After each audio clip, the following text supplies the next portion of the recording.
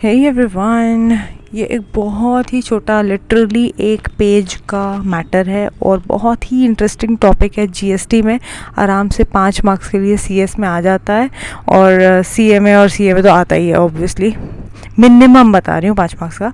तो जीएसटी की बात हो रही है, ठीक है। इसको डायरेक्ट टैक्स में मत समझना, ये जीएसटी की बात हो रही है। जीएसटी में भी टीडीएस और टीसीएस के प्रोविजंस होते हैं। तो टीसीएस का मतलब क्या है? Tax collected at source. Section number याद कर लो 52 ऑफ द सीजीएसटी एक्ट। तो इसका मतलब क्या है? टैक्स कलेक्टेड एट सोर्स मतलब कि ऐसी कोई सोर्स जहाँ पे मुझे तुरंत टैक्स कलेक्ट करना होगा, इसका ये मतलब है साफ साफ। तो कौन कलेक्ट करेगा ये टैक्स? बात ये है, क्या मैं और आप ऐसे नॉर्मल लोग कलेक्ट कर सकते हैं? बिल्कुल नहीं। तो ये टैक्स कलेक्ट कौन करेगा, ये देखते हैं। It is the tax that is collected by the eco. अब ईसीओ मैं ऐसा अज्यूम कर रही हूँ तुम लोग को पता है इसका मतलब। ईसीओ मतलब होता है इलेक्ट्रॉनिक कॉमर्स ऑपरेटर, यानी कि वो कॉमर्स करने वाला, बिजनेस करने वाला एंटिटी जो इलेक्ट्रॉनिकली कर रही है। फिजिकली तुमने फ्लिपकार्ट या अमेज़ॉन के कहीं वो नहीं देखी होंगी दुकानें। फ्लिपकार्ट और अमेज़ॉन का एग्जांपल मैं इसलिए ले रही हूँ क्योंकि बहुत बड़े, अब मीशो भी आ गया है अब तो। खैर मीशो भी एक बड़ा सा साइट है, अर्बैनिक भी एक बहुत बड़े साइट है। तो ये सारे जो इलेक्ट्रॉनिकली अपना काम कर रहे हैं, ऑपरेट कर रहे हैं अपना काम इलेक्ट्रॉनिक वेबसाइट से, तो ये लोग के लिए क्या करते हैं, जो सप्लायर्स होते हैं। अगर मैं कोई सप्लायर हूँ, मैं अपनी बुक, मैंने जो कॉर्पोरेट गवर्नेंस की बुक निकाली है, मैं सप्लाई करना चाहती हूँ, तो अब मुझे समझ में नहीं आ रहा अपनी वेबसाइट से मेरे ज़्यादा, जो मेरी पर्सनल एक वेबसाइट है उस पर ज़्यादा ट्रैफिक नहीं आ रहा है, लोग उतना देख नहीं रहे। लेकिन अमेज़ॉन और फ्लिपकार्ट जैसी साइट्स पर दिन भर लोग टाइम पास किया करते हैं, ठीक है। तो मैंने सोचा चलो फ़ायदा उठाती हूँ। अपनी कॉर्पोरेट गवर्नेंस वाली बुक मैंने लिस्ट करा दी अमेज़ॉन फ्लिपकार्ट पे। ये होगा ई कॉमर्स ऑपरेटर्स। और अब मैं हूँ सप्लायर और ये ईसीओ क्या है? एक इंटरमीडियरी बन गया है मेरे बीच में और जो मेरा कस्टमर हो सकता है। ये हूँ मैं, ये है ईसीओ और ये कौन हो गया? तुम लोग, मतलब कि स्टूडेंट्स। ये हमारा इंटरमीडियरी है ईसीओ। मैं हूँ सप्लायर, मैं इसको अपनी बुक दी, यहाँ पे लिस्ट करा दी। ईसीओ क्या करेगा? तुम लोग जब इससे बुक खरीदोगे ईसीओ से, तुम लोग दोगे उसको बदले में पैसे, ठीक है। अब ये जो तुम लोग पैसे दोगे, ईसीओ उस पर जीएसटी भी चार्ज करेगा, है ना। और मुझे फाइनली जो भी प्रॉफिट अपना काट के ईसीओ मुझे दे देगा पैसे, मेरे बुक के जितने भी बनते होंगे।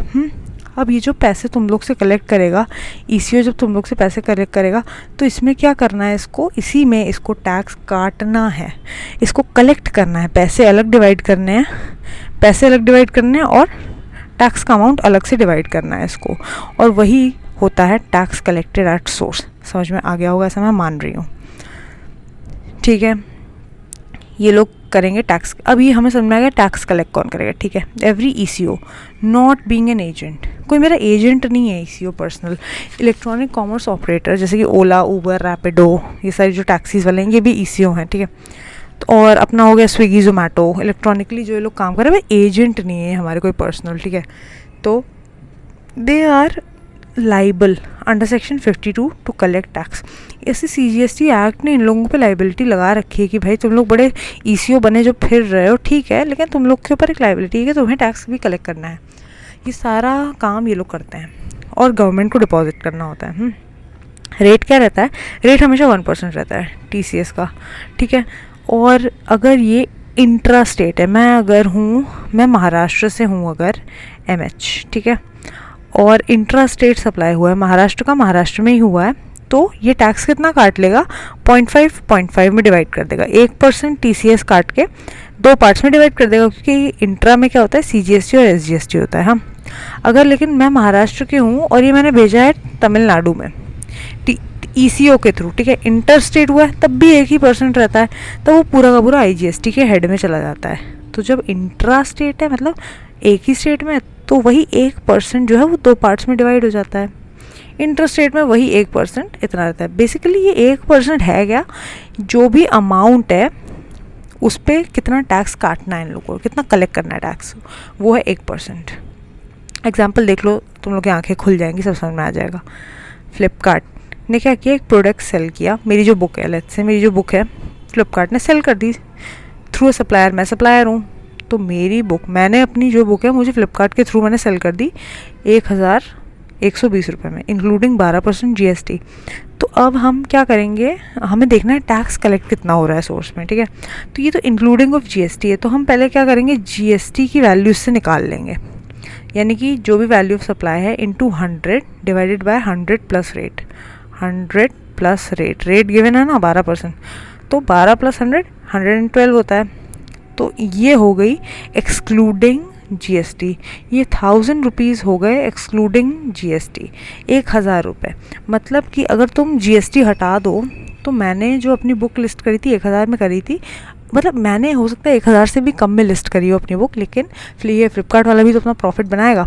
तो अगर मैंने 800 में करी थी, लेट से मैंने 800 में लिस्ट करी थी, 800 रुपीज़, इसने अपना 200 का, फ्लिपकार्ट वाले ने अपना प्रॉफिट बनाया, 1000 में टोटल बेच दिया और 12% उस पर जीएसटी ऐड कर दिया। ठीक है, अब तुम लोग सोचो उसमें टीसीएस कहाँ से आया? टीसीएस अभी आएगा, तुम लोगों ने अब वो वैल्यू निकाल ली है जिसमें जीएसटी इंक्लूडेड नहीं है। ठीक है, अब टीसीएस किस पे लगेगा? जीएसटी वाले बोलते हैं कि तुम पहले हमें टीसीएस और टीडीएस काटो, उसके बाद जीएसटी लगाओ, इसलिए हम रिवर्स आए हैं। हमें ऑलरेडी जीएसटी लगी हुई वैल्यू से जीएसटी हटाना था, हमने हटा दिया। अब अगर मेरी बुक इंट्रा स्टेट सेल हो रही है तो इस पे 1000 का 1% कितना होता है? 1000 का 1% कितना होता है? 10 होता है, 10 रुपये का इन लोगों को टैक्स काटना होगा। इंट्रा स्टेट सेल हो रही है तो 10 जो है 5-5 में डिवाइड हो जाएगा, 5% सी को चला गया, 5% एसजीएसटी में। इंट्रा स्टेट हो रही है तो पूरे 10 रुपये आईजीएसटी में मेरे चले जाएंगे एज अ टीसीएस। बस यही होता है। तो फ्लिपकार्ट मस्ट डिपॉजिट, ये जो 10 रुपये का टैक्स कलेक्ट किया, 1000 रुपये का 1%, 10 रुपये का जो टैक्स कलेक्ट किया इसको गवर्नमेंट को डिपॉजिट करना फ्लिपकार्ट की लायबिलिटी है। मेरी कोई लायबिलिटी नहीं, मैं सप्लायर हूँ, तुम्हारी कोई लायबिलिटी नहीं, तुम हो नॉर्मल से कंज्यूमर।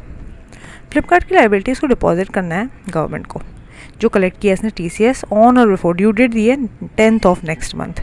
यानी अगर आज है 14th ऑफ जून, ठीक है, आज 14 जून है, तो नेक्स्ट मंथ का 10th जून यानी जुलाई, 10th जुलाई से पहले अगर फ्लिपकार्ट ने नहीं डिपॉजिट किया तो इस पर लग जाएंगी पेनल्टीज़।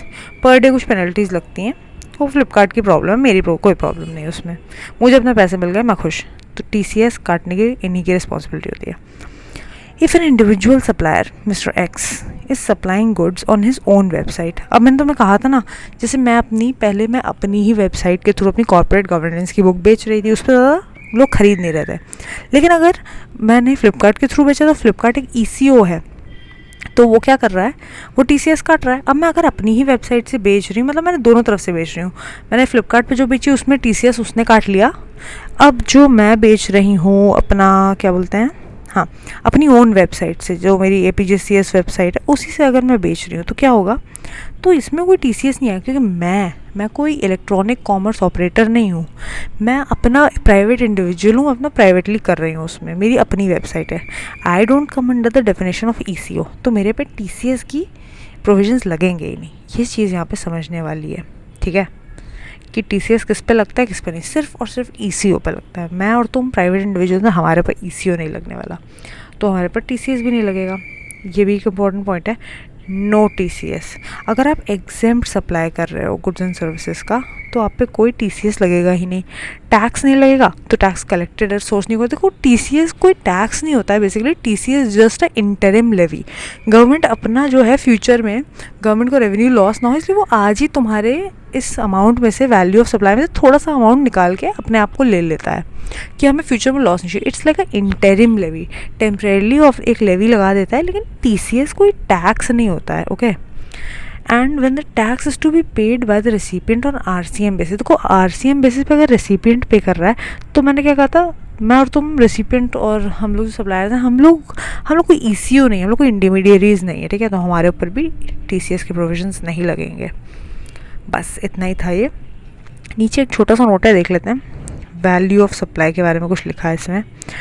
वैल्यू ऑफ सप्लाई जो होता है, it does not include non discount, जो अगर हमें पता है डिस्काउंट, टीसीएस, जीएसटी, ये सारी चीज़ें इसमें लगती ही नहीं वैल्यू सप्लाई में।